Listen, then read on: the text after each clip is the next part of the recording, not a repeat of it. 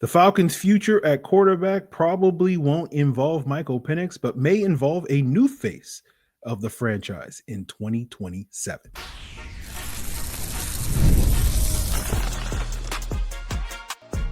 You are Locked On Falcons, your daily Atlanta Falcons podcast. Part of the Locked On Podcast Network, your team every day. Welcome back, everyone, to another illustrious episode of the Locked On Falcons podcast, your daily Atlanta Falcons podcast, part of the Locked On Podcast Network, your team every day. And of course, the Locked On Podcast Network is now the #1 sports podcast network on the planet, which means it's #1 in the galaxy. And today's Locked On Falcons is brought to you by FanDuel. Right now, new customers can bet just $5. And if your bet wins, you'll get $300 in bonus bets to use all across the app. Now, the Locked On Podcast Network is now #1 in the galaxy because of you, the everydayers of this podcast. And the everydayers, that means you make this podcast your first listen each and every day. And all you got to do to become an everydayer, whether it's Locked On Falcons, Locked On Hawks, or any of the great shows across the Locked On Podcast Network, Locked On Braves, got to give my guy Jake some love. You know, all you got to do to become an everydayer of any show on the Locked On Podcast Network is to subscribe or follow for free on YouTube or wherever you listen to podcasts. So I am your humble host, Aaron Freeman, been covering the Falcons for almost 2 decades. Today's Locked On Falcons, we are not going to be talking about this Falcons Week 13 loss to the Jets. As I discussed a couple of weeks ago, with the Falcons season hopes pretty much over, at least outside the building in Flowery Branch, and no one cares. At this point in time, we're going to start pivoting a lot of these episodes during the week instead of talking about the most recent game like we normally do on Mondays, Tuesdays, and Wednesdays. We'll talk about the most recent games on Mondays, Wednesdays, and then the future game on Thursday. But like the Tuesday and Friday episodes are going to start pivoting more towards the future because of the season. And today, the big topic about this direction of this football team is really about the quarterback position. And I'll give you my sort of outlook on what direction the Falcons should head from a quarterback standpoint, whether that direction includes, a redemption for Michael Penix, whether that includes Kirk Cousins kind of being a bridge quarterback. Who are the bridge quarterbacks that the Falcons can bring in between now and when Michael Penix comes back healthy, hopefully in 2026, and whether or not the Falcons should be counting that much on Michael Penix coming back healthy in 2026 as part of their future quarterback conversations. But, that quarterback position has been the situation and position that the Falcons have been trying to figure out for the last 4 years, right? Basically, it became very obvious in 2021 that Matt Ryan was not going to have the 5 good years left. That offseason was a lot of hype. Was like, oh, he's got plenty of time left. And it was like, no, they're going to have to start pivoting towards Matt Ryan. I remember having a conversation on this podcast like as early as week 3 in that 2021 season. And the Falcons are still in the midst of having this revolving door. And that door, I think, is going to continue to revolve until the Falcons can stabilize that position moving forward. And, the hope was that Michael Penix would be the stability. The hope was Kirk Cousins would be the stability initially for at least 2 years. And then Michael Penix could be the stability for the ensuing 8 to 15 years. And it doesn't feel like those hopes are going to come true based off of what we have seen the last 2 years. And so, there's going to be a new hope in Atlanta at some point in the future, in my humble opinion. And I think that hope is going to come in the form of a 2027 first round draft pick for the Falcons. That's going to be their best chance to land that franchise quarterback. And basically, you're going to hope that quarterback has his kind of breakthrough year in 2028, goes through his rookie growing pains in 2027.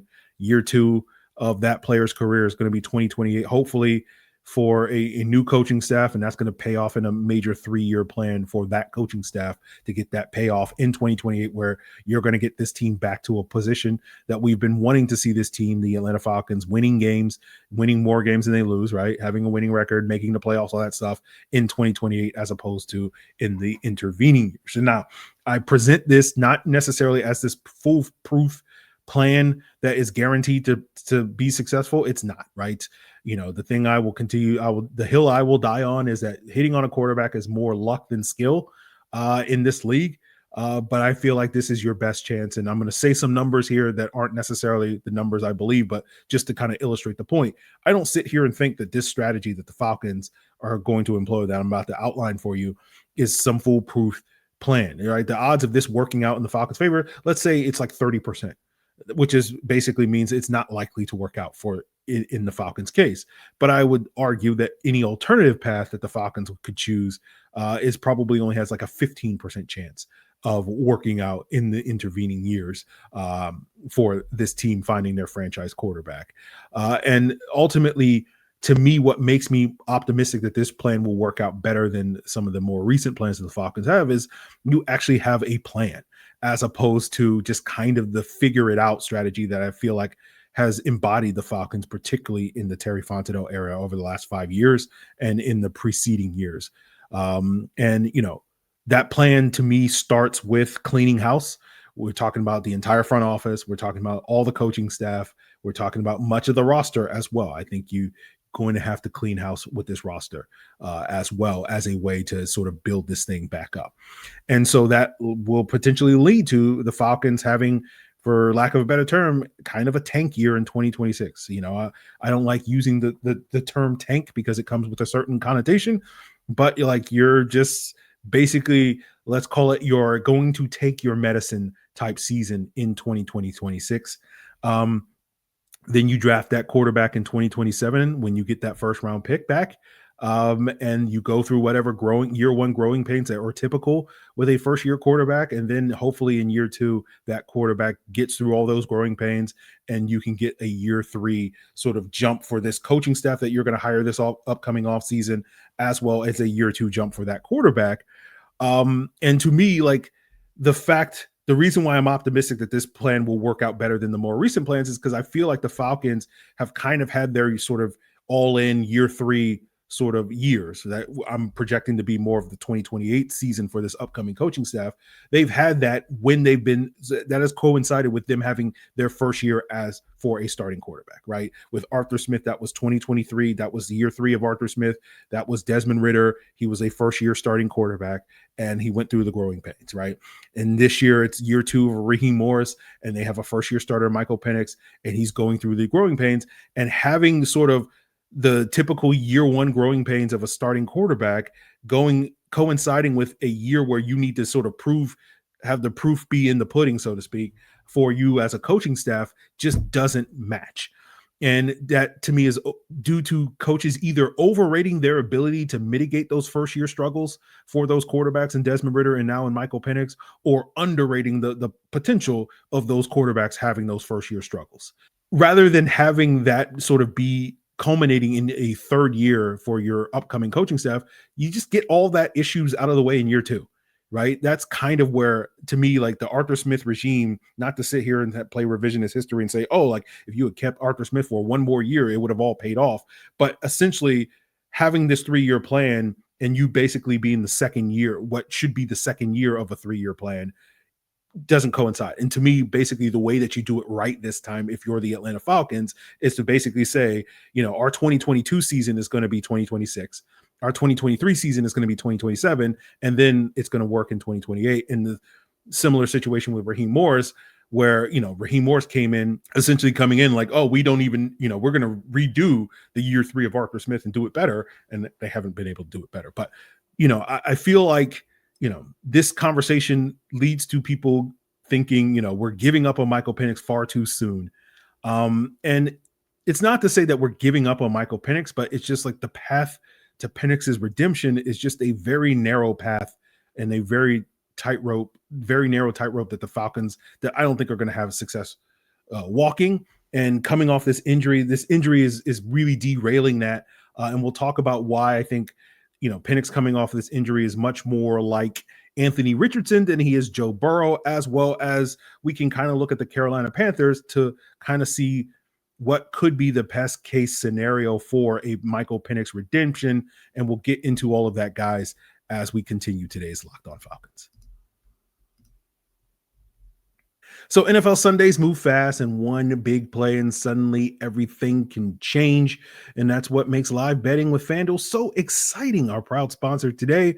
When you're not just watching the game, you're reacting to it in real time with FanDuel. You can place bets as the action unfolds. Every drive, every momentum swing, and every highlight moment. Live betting is best when the game starts to shift, whether it's a receiver getting hot, the defense tightening up, or that momentum flip after a turnover. And FanDuel lets you jump into every moment with their live spreads and money lines that adjust instantly, their player props that update as guys heat up, or you can bet the next touchdown scores, the drive results, totals, and so much more. It keeps you locked into every snap, every drive, and every possibility. So if you want to be right in the middle of the action this season, visit FanDuel.com and place your live NFL bets all season long. FanDuel, the game moves fast, and so can you.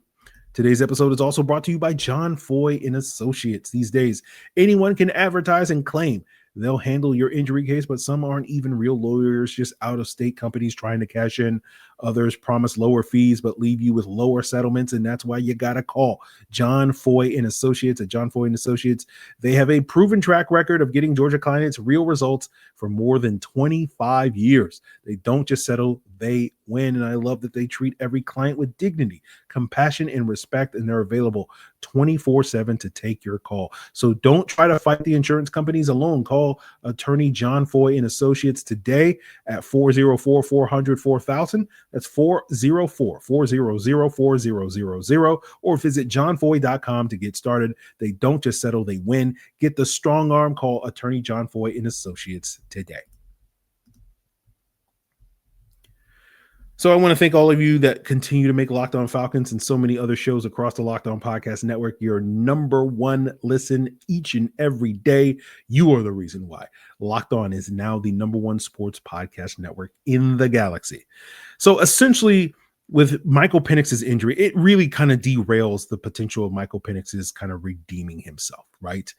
And, I think the expectation for a lot of folks, the more optimistic outlook is like, oh, this is just a minor setback and he'll be back, just like Joe Burrow was, who suffered an injury in his first year in the NFL and came back and led the Bengals to a Super Bowl the following year. And again, that's obviously a hopes and dreams that so many Falcon fans, including myself, would love to see.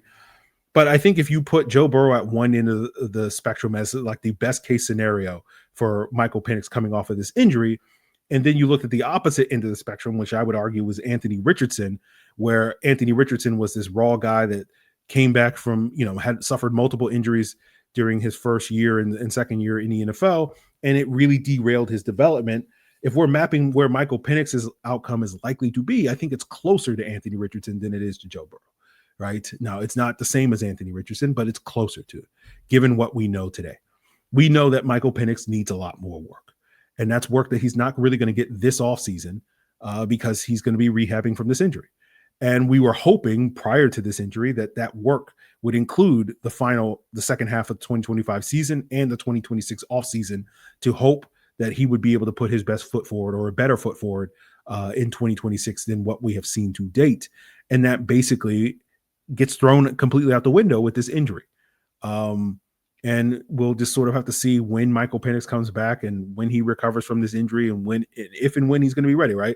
I've seen a lot of people optimistic that he'll be ready for week one. I don't see how you can be that given the 9-month time frame. I believe, if my dating is correct, he had the surgery on November 26th, and 9 months from there is August 26th.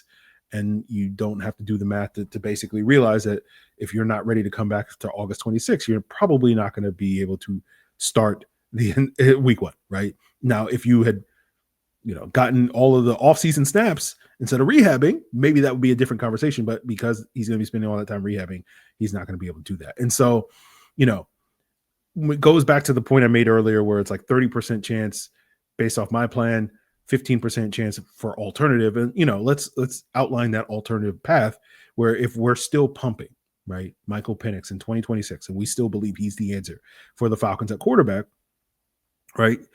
The hope is that he comes back strong in 2026, plays well enough, right? Again, not expecting a Joe Burrow type outcome, but plays well enough that you go into 2027 feeling good about him being your week one starter, or reasonably good about him being your week one starter, right? Now, the issue with the Falcons that they're going to have to deal with after the 2026 season is they're going to have to decide to pick up whether or not they're going to pick up Michael Penix's 5th-year option, which is due in 2028. And, because of the injury, because of the body of work so far, we're not really on a path for Penix to have that 5th-year option to get picked up, which I believe, based off of projections from like overthecap.com, it's going to be north of $25 million in fully guaranteed money, right? You're not going to be ready to do that. So it's very likely at this point in time, again, we'll see, that could change, but it's very likely that you're not going to pick up that 5th-year option. So Michael Penix's final year of his rookie contract is going to be the 2027 season. And so you build up that 2027 season if you're going to continue to pump Penix as kind of the year where it all has to come together for Michael Penix. And if it does, then great. You re-sign him to a market level contract, $50-60 million, whatever the case may be. And you hope that he can continue to build off of that in the future and be that franchise guy. But if it doesn't, what are you doing in 2028? Are you starting over? And did you just hire a new coaching staff? Again, we're operating under the assumption that the Falcons are going to clean house and hire a new coaching staff and a new front office and GM and all that stuff this offseason. And so are you going to basically kind of, for lack of a better term, hamstring the next regime first 2 years of what you're likely only going to have 3 years in terms of, likelihood of having an opportunity in this league by basically insisting that they have to fix Michael Penix. And it's like, maybe you can pull that off. Again, that's where, to me, that 15% chance comes from.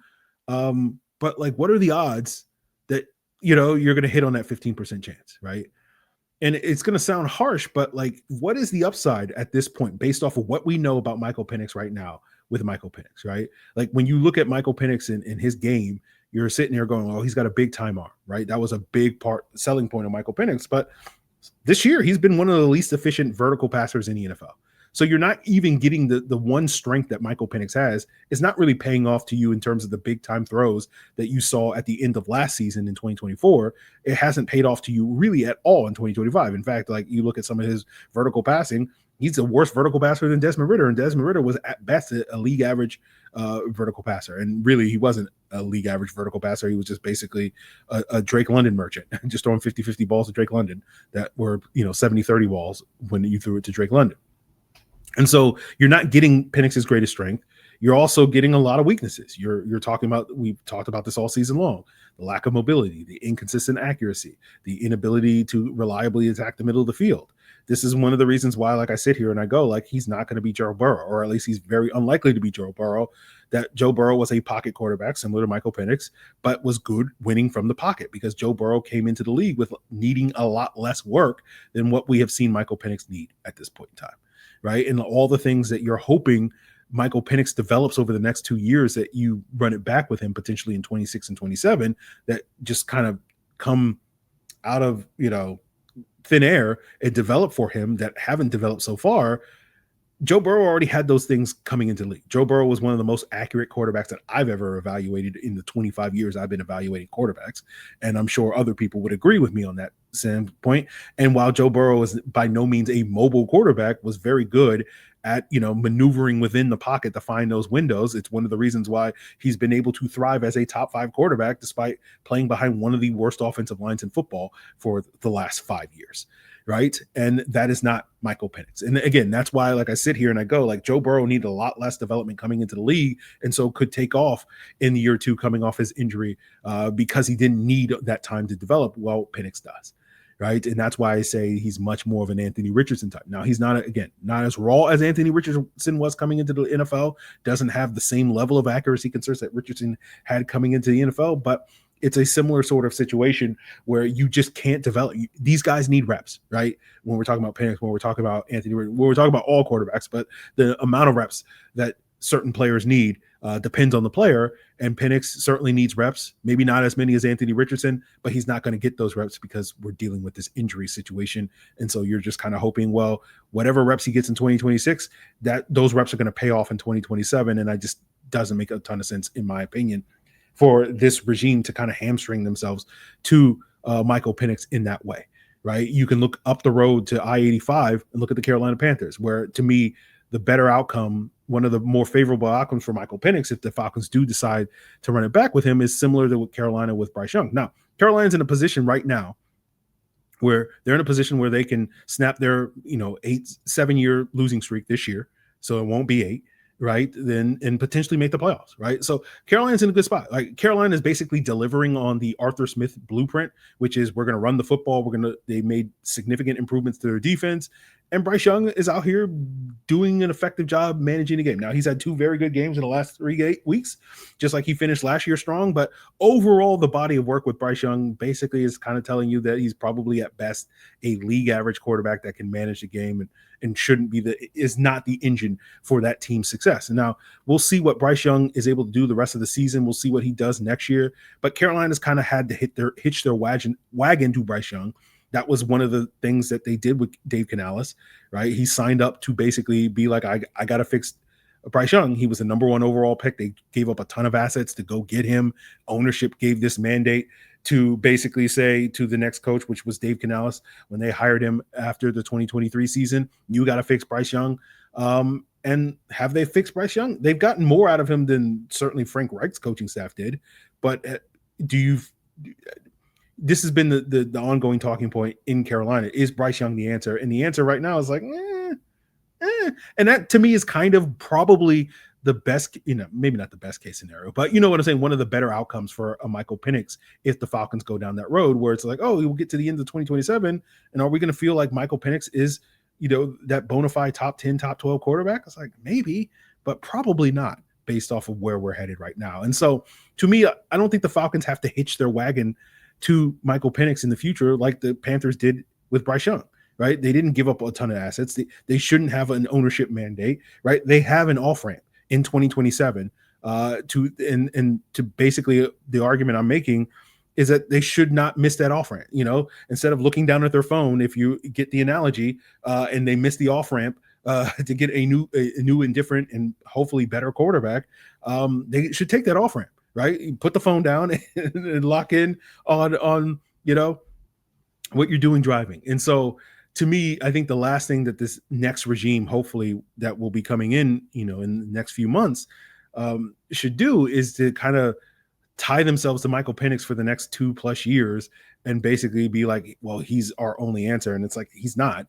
You have an opportunity to have a different answer, potentially a better answer in 2027 when you get a first-round pick back in what should be a better draft year. But we know that's what they say every year, and it's sometimes true and sometimes not. So again, that's why I go back to my earlier point where it's like, is this a guaranteed, bona fide successful plan? No, but to me, like, this is your best path forward than necessarily like we got to make it work with Michael Penix. You don't have to make it work with Michael Penix. That's, I won't say the beauty of this situation, but like it's the only silver lining that you have where you now have an opportunity to build that off ramp to Michael Penix. Now, speaking of off ramps, where the Falcons are about to take their off ramp to Kirk Cousins this offseason, we'll talk about why Kirk Cousins isn't the bridge quarterback that the Falcons need to bring in between now and if and when Michael Penix returns next year. But we'll talk about some of the bridge quarterback options that the Falcons have headed into this offseason as we wrap up today's Locked On Falcons. Today's episode is brought to you by Aura Frames. If you're shopping for the perfect gift this holiday season, something that's meaningful, personal, and guaranteed to get a reaction, Aura Frames is the gift that delivers every time. It's not just something you have to wrap. It's a way that you share memories, because Aura isn't your average picture frame. You can preload the frame with photos before gifting it so that when they plug it in, the memories are already there. No apps to figure out, no setup, headaches, or just instant smiles. It's the perfect gift for grandparents, parents, newlyweds, anyone who loves photos. And for a limited time, you can save on the perfect gift by visiting auraframes.com, and you'll get $35 off on Aura's best-selling carver mat frames, named the #1 by Wirecutter, by using the promo code Locked On at checkout. That's AURA frames.com, promo code Locked On to get $35 off at checkout. This deal is exclusive to listeners, and frames sell out fast. So order yours now. Get it in time for the holidays. Support the show by mentioning us at checkout. Terms and conditions apply. So I can't, one of the lessons I've learned, particularly in the Terry Fontenot era, is you can never say anything 100% when it comes to the Falcons at quarterback position. So I will say there's a 98% chance that Kirk Cousins is getting cut this upcoming offseason. All right. And the Falcons just have to figure out how they're going to distribute his dead money. If they make him a pre-June 1 cut, they will eat $35 million in dead money in 2026 and then be free of dead money in 2027. And they will save $22.5 million in 2026 if they do that. If they designate Kirk a post-June 1 cut, they will spread that dead money across 2 years, 22.5 million in 2026, 12.5 million in 2027. And so therefore they'll save $35 million in 2026 salary cap. Now, it's very likely the Falcons are going to do a pre-June 1 cut as opposed to a post-June 1 cut, because if you make him a post-June 1 cut, you don't get those savings until June, right? And that means that that's money that you really can't spend to improve your roster. All right. Now, the issue with Kirk is going to be there's about $10 million of that dead money that potentially offsets, right? That basically means that if you were to sign a 1-year, $10 million deal with another team next offseason, right, instead of $35 million in dead money that you would eat, you would become $25 million in dead money. And so that's one of the reasons why you want to cut Kirk as soon as possible so that you can maximize the chances that he signs elsewhere and get those offsets, right? Now, the only reason why you would wait till June, in my humble opinion, to cut Kirk or designate him as a post-June 1 cut, which means cutting him in March, but basically treating him like you cut him in June from a salary cap standpoint, is if you are fully embracing the tank strategy. Right, overthecap.com currently projects the Falcons to have about $3 million in 2026 salary cap, and you're going to need that $22.5 million savings in March, to field a functional roster. But if you plan on completely sitting out this entire offseason and instead waiting till May, June, etc., to just fill the roster with undrafted free agents and street free agents and whatever cheap veterans that are available then to maximize your tanking capacity, or as we say, the more PC word, which is take your medicine, wink, wink, right? Then, yeah, cutting Kirk as a post-June 1 designation makes a lot more sense in that regard. So, again, we'll see where the Falcons go on that, but I fully expect him to be a pre-June 1 cut, just because that's, I don't expect the Falcons to embrace the take to the degree that would require. But, once Kirk is out of the building, you're going to have to find a new bridge quarterback to get you through 2026. We'll see if Michael Penix, what his timeline is for return. Again, it could be week 1, it could be week 4, it could be week 10, it could be never. Who knows at this point in time? And so you need to sign a bridge quarterback that you're not just comfortable, he'll start the first 4 games and then we'll turn to Penix. You need to sign somebody who you're at least reasonably comfortable that can carry you through the entire 2026 season. And again, in my ideal scenario, someone who's not going to necessarily go out there and win you like 7 or 8 games, that will only keep you competitive. But we don't really need to win more than like 3 or 4 games so that we can, maximize our draft position heading into 2027 to maximize our chances of getting a good quarterback. And so, what are some of those options? This is not meant to be a comprehensive list. Daniel Jones is going to be the top free agent. Don't expect him to leave Indianapolis. I'll be curious if Indianapolis actively shops Anthony Richardson, just because the Sauce Gardner trade means that the Colts aren't going to necessarily be in a position to pivot off of Daniel Jeremiah. I keep doing this. In my notes, guys, I list him as DJ. And in my brain, anytime I see the initials DJ, I think Daniel Jeremiah. Daniel Jones. That's what I mean. Daniel Jones. I think the Colts will probably, because they can't pivot off of Danny Dimes, they might keep Anthony Richardson just as an insurance policy in 2026. And basically, you're going to have to make it worth their while to trade for him. It's a similar conversation with Mac Jones in San Francisco. Nor am I really interested. Like those two quarterbacks have too much upside, in my opinion. if you're embracing the take your medicine year, if you ask it. So that leaves your top free agents in terms of like the quote unquote proven veterans. You got Joe Flacco, Aaron Rodgers, Carson Wentz, Marcus Mariota, Russell Wilson, Jimmy Garoppolo. Then the mid-tier free agents, which are the guys that we all know are backups, but maybe you can squint and be like, that guy can be a decent bridge. Mitch Trubisky, Gardner Minshew, Tyrod Taylor, Snoop Huntley, right? Pro Bowler Snoop Huntley. Then you have really probably the most intriguing tier of free agents this offseason is the reclamation projects. And this is just basically the 2021 to 2022 draft cast-offs, Trey Lance, Zach Wilson, Malik Willis, Sam Howell, Kenny Pickett, that are headed to free agency. And then there's also the trade block guys that I'm sure their respective teams will be interested in at least hearing phone calls on these guys. Whether or not they will be able to deal any of them remains to be seen, but that includes Anthony Richardson, Mac Jones, Kyler Murray's on that list, Geno Smith is potentially on that list, Justin Fields is on that list, Will Levis, Deshaun Watson. Again, I'm personally, I would cross all those guys off my list just because like I'm not interested in the Falcons giving up more draft capital to get a bridge quarterback at this point in time. And so, you know, the two names I've seen other Falcon fans kind of throw around there as the most compelling are like Malik Willis and Trey Lance as the reclamation projects. And they're interesting in I don't necessarily have a horse in this race. But like to me, they're interesting in the sense that like you would have to, in my opinion, really embrace the quarterback run game. So it's kind of similar to the Jet situation with Justin Fields this past year, where if you're going to have Malik Willis and Trey Lance as your quarterback, you're going to have to really embrace the quarterback run game, just because I don't think either guy has proven that they're capable of being a pass-first quarterback. And you wonder in a world where, let's say, they are the bridge for the first 2 months of the season before Penix comes back, that you have one starting quarterback that you're going to be running 5 to 10 times a game, and then you bring back Penix and you're like, we're not going to run him at all, right?